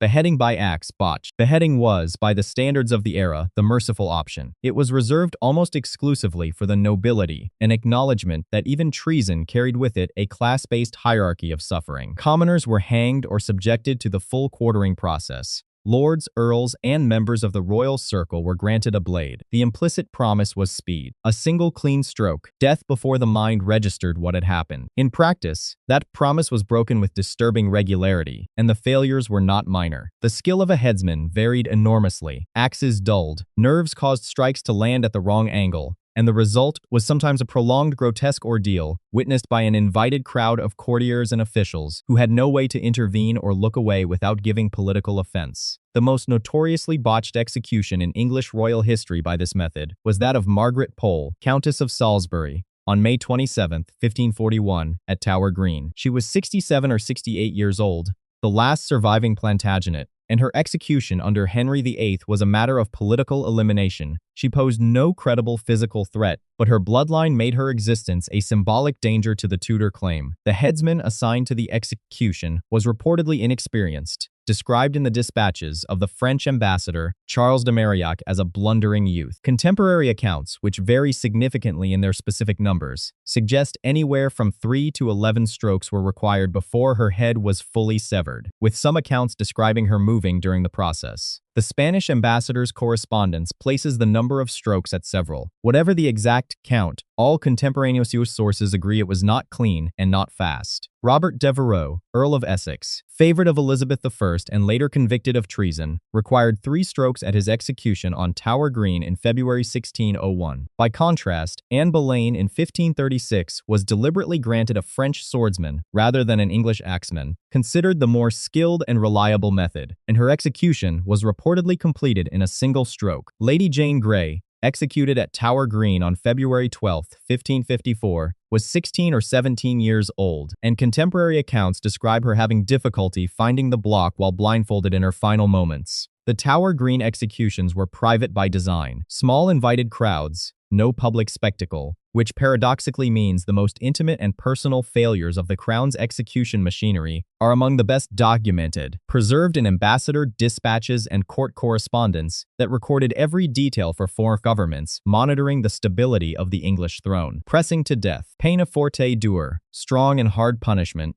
occupies a strange position in the history of English royal authority because it was not technically an execution method. It was a coercive legal mechanism that frequently resulted in death, which is a distinction that reveals something important about how the Crown's relationship with law could be used to inflict suffering through procedural means, rather than explicit sentence. English law required that a defendant enter a plea before a trial could proceed. A defendant who refused to plead could not be convicted, and crucially, could not be attainted, meaning their estate and property could not be seized by the Crown. This created an incentive for accused individuals, particularly those with families and property, to remain silent. The legal system's response was peine forte et dure. The silent accused was taken to a cell, laid on their back on a stone floor, and had a board placed on their chest. Weights, heavy stones, iron, were added incrementally over the course of hours and days. Between sessions, the prisoner was given the most minimal sustenance specified in the statutes. A small amount of bread on days without water, a small amount of stagnant water on days without bread, specifically designed to prolong the process rather than maintain any meaningful survival. Some prisoners held out for days. The pressure on the chest made breathing increasingly difficult, eventually making every breath a partial crush. Those who continued to refuse eventually died of compression asphyxia or organ failure. The crushing could be hastened by guards or executioners adding their own body weight to the board, and some accounts record this happening. A defendant who chose this death preserved their estate for their heirs. A defendant who submitted to trial and was convicted lost everything to the Crown. The method, therefore, created a situation in which the Crown's legal machinery gave prisoners an incentive to choose slow crushing over trial, which tells you something about what conviction guaranteed. Major Thomas Strangeways was pressed to death in 1658 according to several historical accounts, though the precise details are disputed. The last confirmed use in England is generally placed in 1741. The practice was formally abolished in 1772, when Parliament finally replaced the silence rule, with a provision allowing courts to enter a not guilty plea on behalf of a defendant who refused to speak. The rack and execution following torture. The rack was not an execution instrument. It was a machine for breaking a living body down to the point where the person inside it would say anything, name anyone, and confirm whatever the Crown's interrogators needed confirmed before the actual killing took place. This distinction is legally significant because the rack, for most of its use in England, in a grey zone. Torture was technically prohibited under English common law, but the Crown could issue a royal warrant specifically authorizing its use in individual cases, bypassing normal legal procedure entirely. This meant the rack was an instrument of royal power that operated outside the courts, used when the monarch or the Privy Council decided that the normal rules no longer applied to a specific prisoner. The device itself was a rectangular wooden frame with rollers at each end. The prisoner's wrists were fixed to one roller, their ankles to the other, and as the rollers were turned in opposite directions, the body was stretched. The first thing to go were the shoulder joints, then the hips, then the knees and elbows, each joint dislocating in sequence as the tension increased. Prolonged use tore ligaments, fractured bones at their weakest points, and left prisoners physically incapable of walking or using their hands without assistance. Guy Fawkes, arrested in the cellars of the Houses of Parliament on November 5, 1605, is the most famous English victim of the rack. He was racked in the Tower of London under a warrant personally authorized by James I, and the physical evidence of what it did to him is preserved in a remarkable way, his signed confession. The first signature, dated November 8th, is a normal, clear, controlled hand. By November 9th, after further sessions on the rack, the signature on a second document is barely recognizable as the same person's writing, a shaking, barely controlled scrawl that historians have cited as direct physical evidence of progressive destruction of his hands and arms. He was executed on January 31, 1606, so physically broken by the rack that he reportedly could not climb the scaffold ladder unassisted, and either fell from it or had his neck broken by the drop before the intended hanging and quartering could be fully carried out. Anne Askew, a Protestant gentlewoman convicted of heresy in 1546, was subjected to the rack under Henry VIII, one of the very few women in England documented as having been racked, until her joints were dislocated and she could no longer stand. She was then carried on a chair to Smithfield, tied to the stake in that seated position because she could not stand, and burned alive. 2 members of the Privy Council reportedly operated the rack themselves after the lieutenant of the Tower refused to continue. Burning for petty treason. English law in the medieval and early modern period divided treason into 2 categories. High treason was a crime against the king, and it was answered with hanging, drawing, and quartering for men, burning for women. Petty treason was a smaller inversion of natural hierarchy, a servant killing their master, an apprentice killing their employer, or a wife killing her husband. The legal logic treated a husband's authority over a wife as analogous to a king's authority over a subject, meaning a woman who killed her husband was not merely a murderer, but a traitor to the social order the crown existed to enforce. The punishment for women convicted of petty treason was burning at the stake, the identical method used for heresy and high treason, applied here for a domestic crime. Men convicted of petty treason were hanged, a significantly faster and less agonizing death. This gendered disparity was not incidental or administrative. It was structural, built into the Treason Act, and maintained across centuries by a legal system in which the crown's authority and domestic patriarchal authority were treated as reflections of each other. The execution of Catherine Hayes at Tyburn in 1726 produced one of the most disturbing documented failures of the concession system. Hayes had been convicted of murdering her husband, dismembering his body, and disposing of the parts separately, and was sentenced to burn. The executioner attempted to strangle her before igniting the fire as a formal mercy, but the flames reached his hand before he could complete it, and he was forced to release the rope. Hayes burned alive before an enormous crowd at Tyburn, her screams described in contemporary pamphlet accounts that circulated widely across London. The scene reportedly caused significant visible distress in the crowd, which is notable given how normalized public execution had become by the 18th century. The last woman executed by burning for petty treason in England was recorded as Christian Murphy, also appearing in some sources as Christian Bowman, on March 18, 1789, at Newgate. The Treason Act of 1790 finally abolished the method, but the fact that it required an act of parliament to stop burning women at the stake in 1790, the same year the United States Bill of Rights was being drafted, places the timeline in a useful historical context. Public disembowelment of Jesuit priests. In 1570, Pope Pius V issued the papal bull Regnans in Excelsis, formally excommunicating Elizabeth I and, crucially, releasing her Catholic subjects from their obligation of obedience to her. From the Crown's perspective, this transformed every practicing Catholic priest in England into a potential instrument of foreign-backed sedition, and the English government responded by making the mere presence of a Catholic priest on English soil, simply being ordained and entering the country, a treasonable offense. Jesuit missionaries trained at seminaries in Douai and Rome were smuggled into England to maintain Catholic worship in secret, moving between the houses of Catholic gentry families, who concealed them in purpose-built hiding spaces known as priest holes. When caught, they were subjected to the full judicial machinery of treason: interrogation, torture in the Tower under royal warrant, trial, and then hanging, drawing, and quartering. The executions were explicitly political theater. Edmund Campion, a Jesuit priest and Oxford scholar of considerable reputation, was arrested in July 1581 and racked 3 separate times in the Tower, his arms left partially dislocated, before being brought to trial in November of that year. On December 1, 1581, he was dragged through the muddy streets of London on a hurdle to Tyburn, hanged until nearly dead, cut down while still conscious, and then disemboweled and quartered before the crowd. 2 companions, Alexander Briant and Ralph Sherwin, were executed the same day. Campion reportedly told the court during his trial, "To condemn us, you condemn all your own ancestors," a quote preserved in Catholic martyrology sources, though these should be read with awareness of their perspective. Robert Southwell, a Jesuit poet whose work continued to circulate in England long after his death, was arrested in 1592 and subjected to torture on 13 separate occasions, according to some sources, before his execution in February 1595 under Elizabeth I.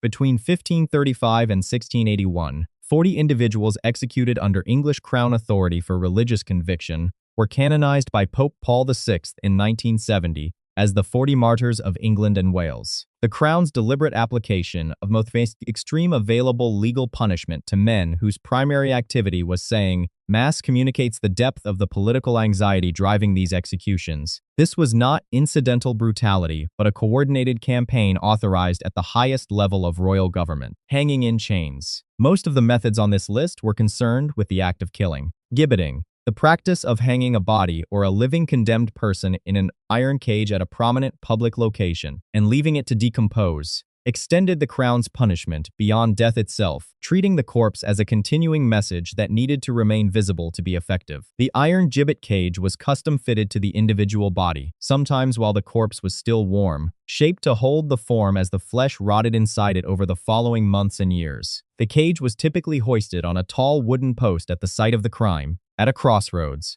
on a coastal headland, or at the entrance to a harbor, anywhere that guaranteed maximum visibility to the populations the Crown most wanted to deter. The body inside was usually tarred before display, the same preservative process applied to ship's timbers, applied here to slow decomposition and extend the period of public display. Even so, over months the soft tissue would decay and fall, leaving a skeleton inside an iron silhouette that swayed in the wind, the creak of the cage becoming a local landmark sound that communities lived with for years or decades. Captain William Kidd, pirate privateer, and subject of one of the most famous Admiralty trials in English history, was executed at Wapping in May 1701, under the authority of William III, and subsequently gibbeted at Tilbury Point on the Thames, where his tarred body in its gauge was positioned specifically to be visible to every ship entering the river, a warning written in iron and preserved flesh directed at the maritime community. His gibbeted remains reportedly stayed in place for approximately 3 years. John Breeds, a butcher executed in 1742 in Rye, East Sussex, was gibbeted locally, and according to local historical records, his skeleton remained in the cage until the early 19th century, roughly 70 years of display. The Murder Act of 1752 formalized gibbeting as an additional judicial sentence that judges could impose alongside execution, which had the effect of codifying the practice into Crown law rather than leaving it to local discretion. A full-size gibbet cage for a large man could weigh over 50 kilograms of wrought iron. Gibbeting was formally abolished in England by the Anatomy Act of 1834. From wiping the king's royal behind to counting swans in a feathered hat, to being the most powerful human in the entire kingdom. These are the 25 titles in British monarchy ranked from bottom to king. Number 1. Groom of the Stool. Would you wipe a king's behind for unlimited power? One man did. The groom of the stool cleaned the royal bottom after every drop. This should have been the lowest job at court. It was one of the most powerful. Why? Time alone with the king. While nobles fought for 5-minute meetings, the groom spent hours in the king's private chamber.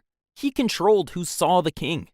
In England, that meant everything. Dukes wanted this job. Jarls wanted this job. One future prime minister held this job. Edward VII ended it in 1901. 400 years of power through cleaning stool. Number 2. Royal Shoebreaker. The queen had someone whose only job was wearing her shoes. New shoes hurt, so someone else wore them first. Angela Kelly did this for Elizabeth II. She was the queen's dresser. Every morning, Kelly put on brand new royal shoes and walked around the palace hallways for hours. Same shoe size. She got the pain, so the queen didn't. This job still exists today. Informal, but real. Even kings and queens get blisters. Someone else just gets them first. Number 3. Herb Strewer. This woman's job? Throw flowers on the floor to hide the stench. Palaces stank. Nobles didn't bathe. Toilets were holes in floors. Everything smelled like piss and shit. The herb strewer scattered lavender across palace floors before ceremonies. She wore a special dress and walked ahead of the king strewing petals.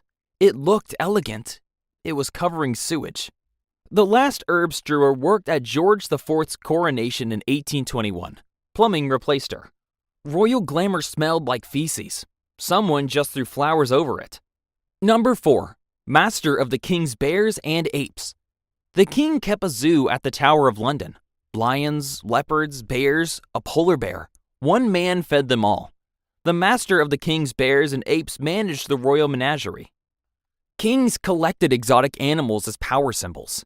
The rarer the beast, the stronger you looked. Here's the insane part. The polar bear fished in the Thames, on a leash. They walked it through London to catch salmon in the river. The animals moved to London Zoo in 1835. Number 5. Warden and Marker of the Swans. The Crown owns all the swans in England. Every single one. 2 officials count them every year to prove it. The Warden and the Marker of the Swans run the annual swan upping ceremony on the River Thames. They row boats, catch swans, check them, and count them. The marker wears a scarlet coat with a swan feathered cap. This has happened since the 12th century. It still happens today. The jobs are unpaid. Why? Because in medieval England, swans were valuable food. The king owed them all. Now it's just tradition. Number 6. Chief Mouser to the Cabinet Office. The British government has an official cat. Larry the cat catches mice at 10 Downing Street. His job title is Chief Mouser to the Cabinet Office. 5 prime ministers have come and gone since 2011. Cameron, May, Johnson, Truss, Sunak. They all got fired or quit. Larry kept his job. He works for free, gets food, and has more Twitter followers than most MPs. Number 7. Court Jester. One man could call the king an idiot and live. The court jester told jokes, sang songs, and juggled. He also mocked the monarch to his face. Everyone else who insulted the king got executed. The jester got paid. Why? Jester's privilege. Kings needed someone to tell them the truth. Humor made it safe. Will Somers was Henry VIII's jester. Henry killed 2 wives and thousands of enemies. Somers roasted him for years and died of old age. The job ended after the Civil War in 1649. Forget servants. Now comes the real power. Number 8.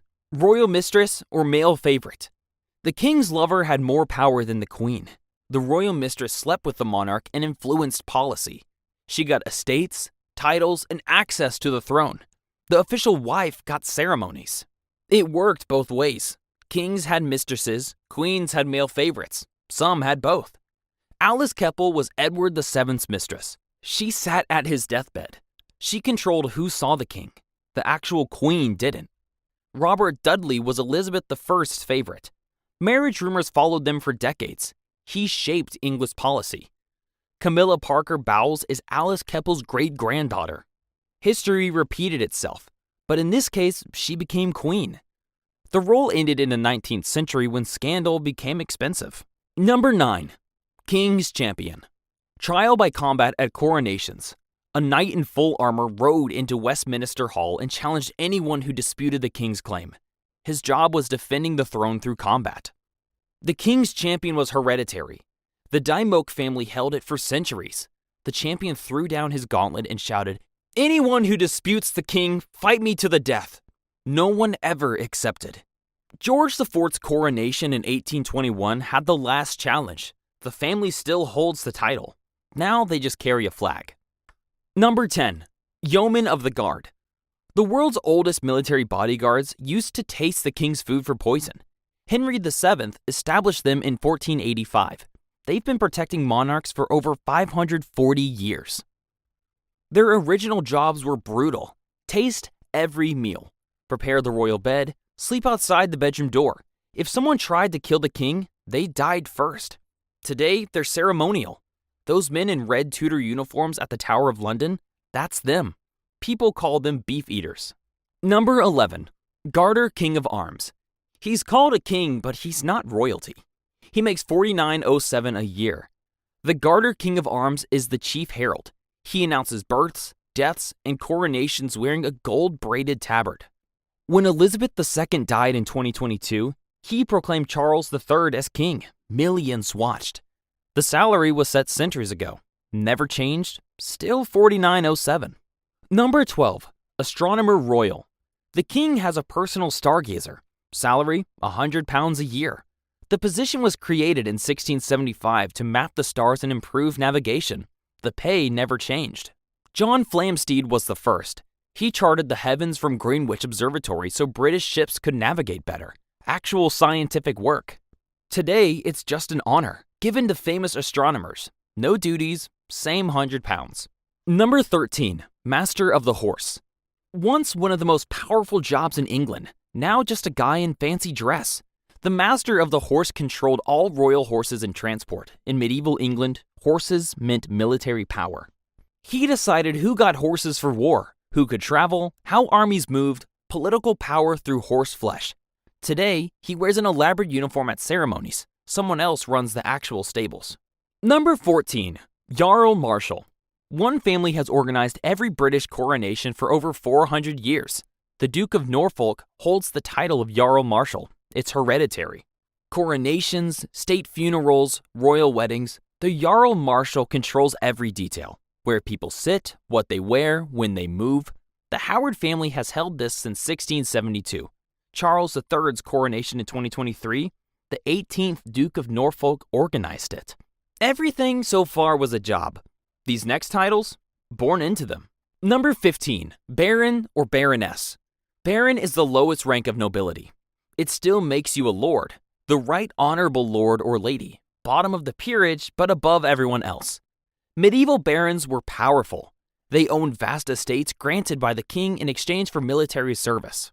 When the king needed an army, barons provided soldiers. They ruled their lands like mini kingdoms. The title became political. Barons forced King John to sign Magna Carta in 1215. They sat in the House of Lords and shaped English law for centuries. Today, the titles still exist. Life peers get appointed for achievement. Hereditary barons pass it to their children. Only 92 hereditary peers can sit in the Lords now. The title survived, the power didn't. Number 16. Viscount or Viscountess. The noble rank most people forget exists. Viscount is fourth in the peerage. The name comes from Latin, vice comes, deputy count. Medieval jarls controlled huge territories, too big for one man to govern. Viscounts were their deputies. They collected taxes, ran courts, and kept order when the jarl was away. Real power through someone else's title. The role changed. By the 1500s, Viscount became its own rank, higher than Baron, lower than Jarl, a title without a job. Today, there are fewer than 100 Viscounts in Britain. Most people can't name one. When someone lists noble ranks, they skip Viscount, Duke, Jarl, Baron. The middle rank disappears. Number 17. Jarl or Countess. One of the oldest titles in Britain. But why isn't it called Count? The word Jarl comes from Anglo-Saxon. Jarl when Normans invaded in 1066. They used count everywhere else in Europe. England kept the old word. Jarl is the third rank of the peerage.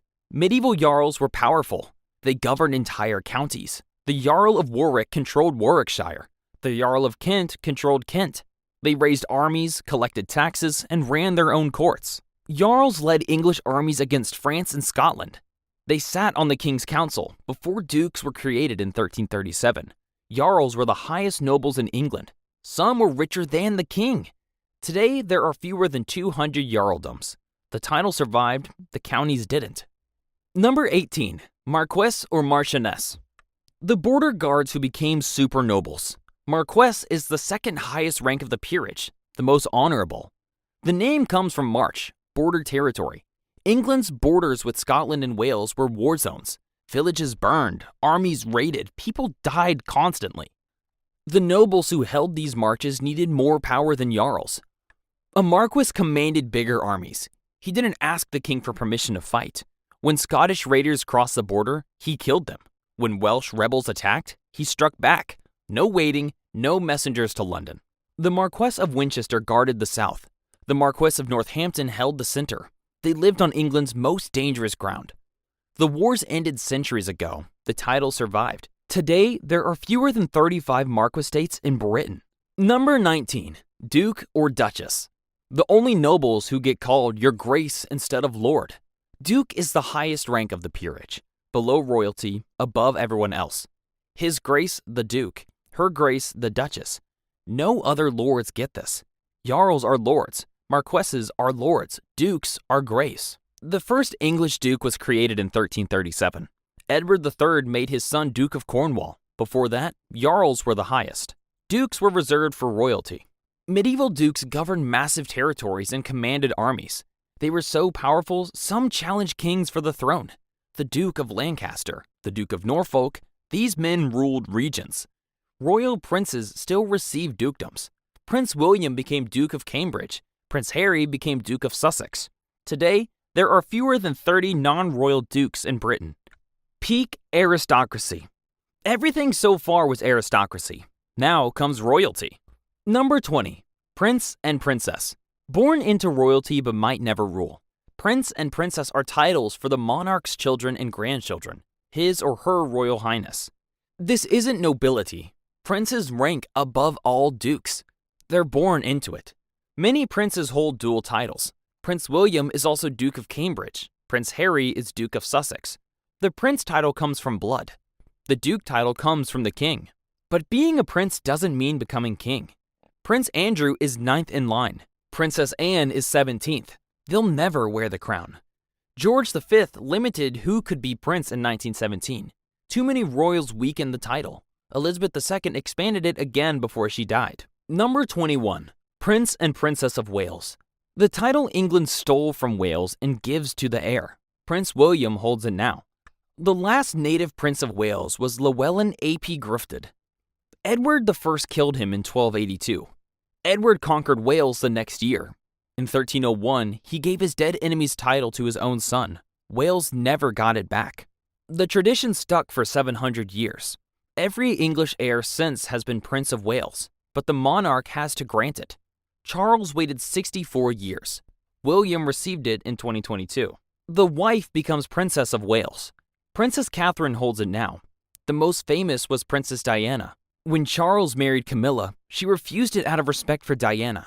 She used the Duchess of Cornwall instead, a stolen title worn by future kings. Number 22. Princess Royal.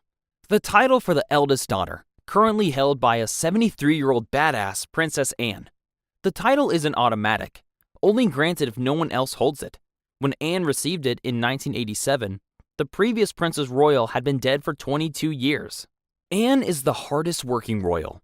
She does more official engagements than anyone except Charles. No fuss, no drama, no scandals. She competed in the Olympics as an equestrian in 1976.